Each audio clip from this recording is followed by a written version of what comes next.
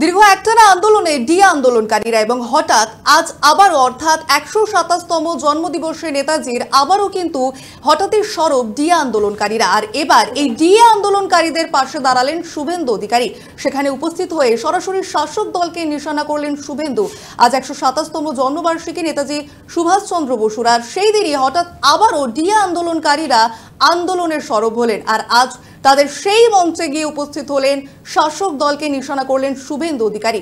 বললেন, আপাতমস্তক দুর্নীতিগ্রস্ত এই সরকার, এদেরকে নিয়ে ভোট চুরি করাতে পারবেন না, মিটিং মিছিল ভরাতে পারবেন না বলে দমন পীড়ন চালাচ্ছেন মুখ্যমন্ত্রী। এমনই বিস্ফোরক মন্তব্য করলেন শুভেন্দু অধিকারী। ৫ই ফেব্রুয়ারি বিধানসভার অধিবেশন শুরু হলে এই নিয়ে সরব হবেন বলেও জানিয়েছেন বিরোধী দলনেতার। এর পাশাপাশি আন্দোলনকারীদের পাশে থাকার বার্তা দিলেন শুভেন্দু অধিকারী। অর্থাৎ আন্দোলনকারীদের শুভেন্দু অধিকারী জানালেন, নবান্ন অভিযান করুন, আমি পাশে থাকবো।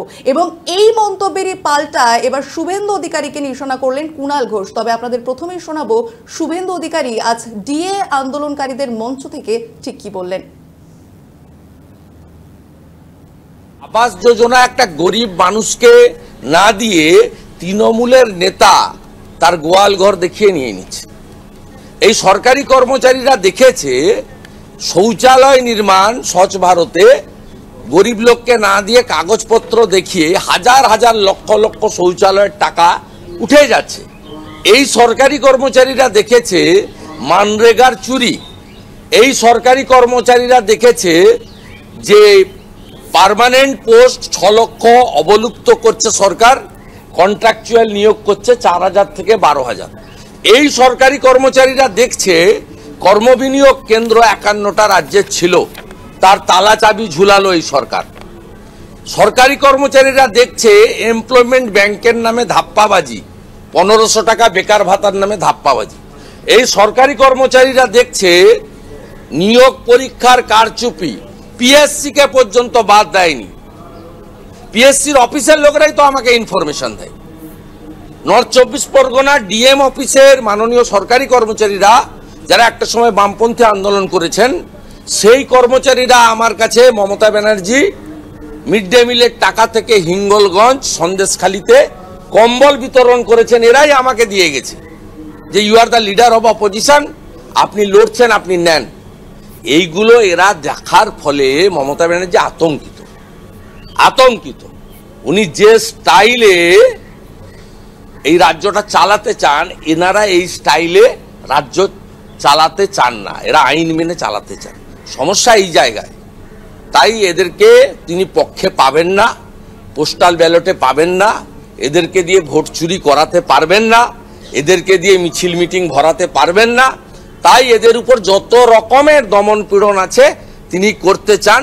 উল্টো দিকে তিনি বিভাজনের রাজনীতি করে ৩০% সংখ্যালঘু মুসলিম ভোটকে সংগঠিত করে বাকি যে নন মুসলিম তাদের পরিবারকে ৫০০ টাকা করে টোল দিয়ে তিনি তার ভোট ব্যাংক রেখে নির্বাচনে জিতছেন।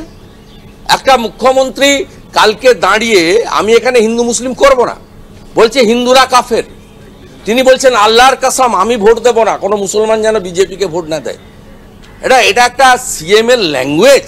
ভারতবর্ষের কনস্টিটিউশন এটা অ্যালাউ করে?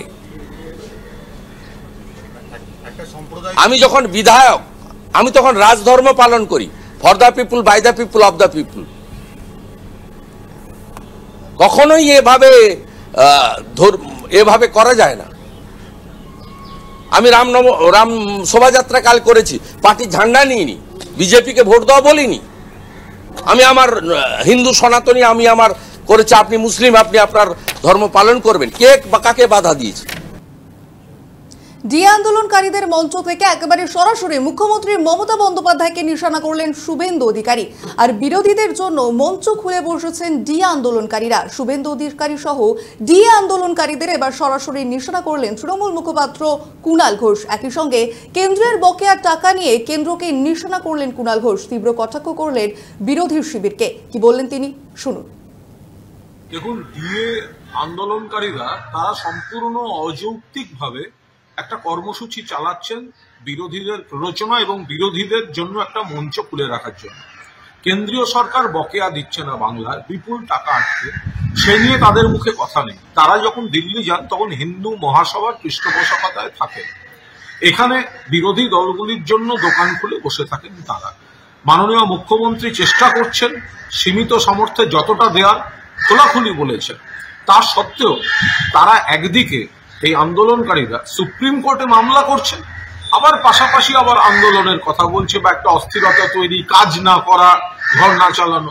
শুভেন্দু অধিকারী সেখানে গিয়ে বলছেন যে তাদের যে এই অনশন বা ইত্যাদি চলছে, আগুন জ্বলবে, অর্থাৎ গভীর কোনো চক্রান্তের ইঙ্গিত বাংলার বুকে। এর আগে সামান্য কম্বল দিতে গিয়ে 3 জনকে পিছে মেরেছিলেন শুভেন্দুরা।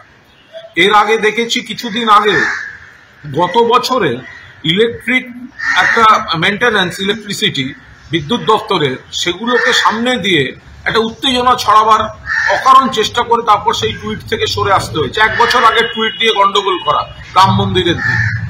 ফলে সেই সময় যা যা ওনারা করেছেন তার থেকে মনে হচ্ছে এই যে আগুন জ্বালানো হবে, আগুন জ্বলবে, বাংলায় আগুন জ্বলবে, কোনো গভীর কনস্পিরেসি আছে, কোনো একটা প্রভোকেশন, কোনো একটা চিত্রনাট্য, কোনো একটা গন্ডগোল করার তারে রয়েছেন এই বিরোধীরা। সেটাই কিন্তু এই উস্কানিমূলক কথা থেকে এবং যেভাবে উস্কানি দেওয়া হচ্ছে সরকারি কর্মচারীদের তার থেকে স্পষ্ট হচ্ছে।